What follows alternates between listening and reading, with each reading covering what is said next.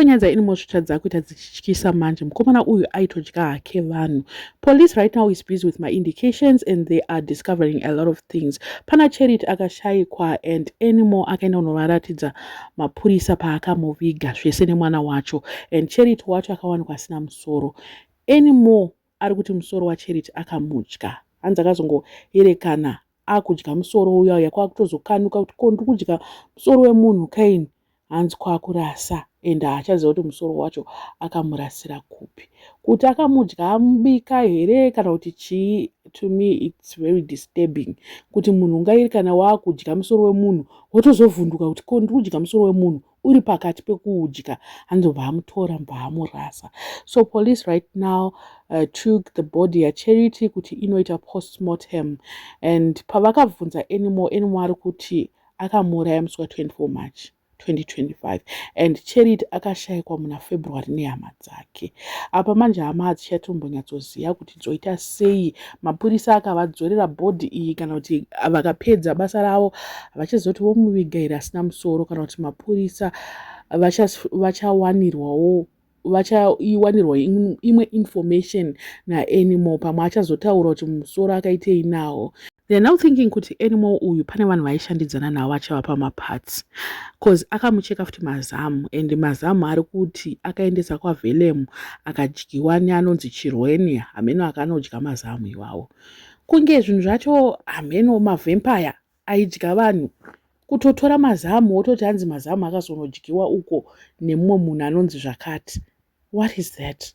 I feel like they were my rituals aitika, and gogo vacho vakarohwa vanofanira kutaura. I don't know why mapurisa vakachengeta gogo vacho vasiri kuvarova. Despite her age, vanofanira kutaura chokwadi kuti chii chavaiita nemuzukuru wavo. So police also went kwaZimunya kwakashayikwa futi musikana ari kunzi akavigwa, a 14-year-old girl akavigwa futi ikoko. So there are a lot of my indications ari kufanira kuitwa nemukomana.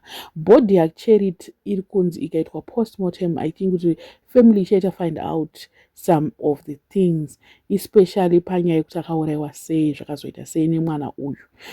Munhu uyu haasi safe, murume uyu haasi tomboti safe amongst people, because ivampire anodya vamwe vanhu. Imagine if you are sharing a cell with such a person. Unenge uchitotya kutoti unogona kumuka makuseni wakadyiwa, unotozoona usisina musoro mangwana akudya, because I've never seen or heard something like that. This person is not mad.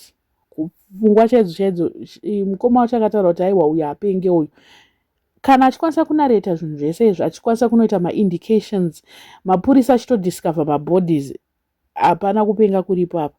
Vachipedza naye please ngavaimuendese death penalty. We need that death penalty. I don't know what they are going to do, but I'm sure they can find something, a solution, because hazvisati zvamboitika zvinhu zviri kuitika izvi hazvisati. I've never heard of a serial killer uyu akadai so handisati, so they must do something.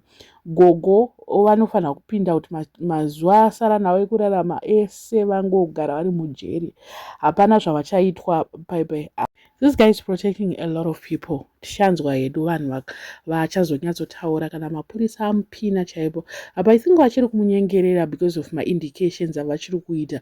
Vachiri kuda kuti abuditse information. Then after that aiwa kudzvanyana kwekupedzisira chaiko, onyatsotaura kuti what really happened, kuti auraye vanhu vese ava aivaitisei, because you cannot just kill a person just kungoti for funny. No, there's something that happened kuti azouraya vanhu ava. This person is dangerous. Userial killer hwachoka hatisati tambomu-experience chidhumo since nguva yachidhumo namasendeke chaiyo. Hapana mumwe munhu akazomboita zvinhu zvakadai, so never muno muZimbabwe. So mapurisa regai tivasiye vaite basa ravo. Otherwise this guy doesn't deserve to be amongst anyone. He doesn't have to be close to anyone. I'm not so sure now kuti vari kumuchengetera pai chaipo, because sharing a cell with such a person is dangerous.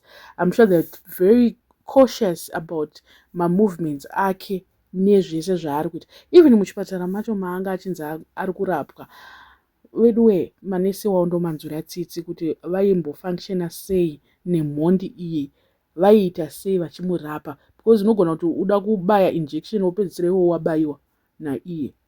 Amen. I don't know. I don't know what you guys think. Let me know in the comment section what are your thoughts. So subscriber, please do.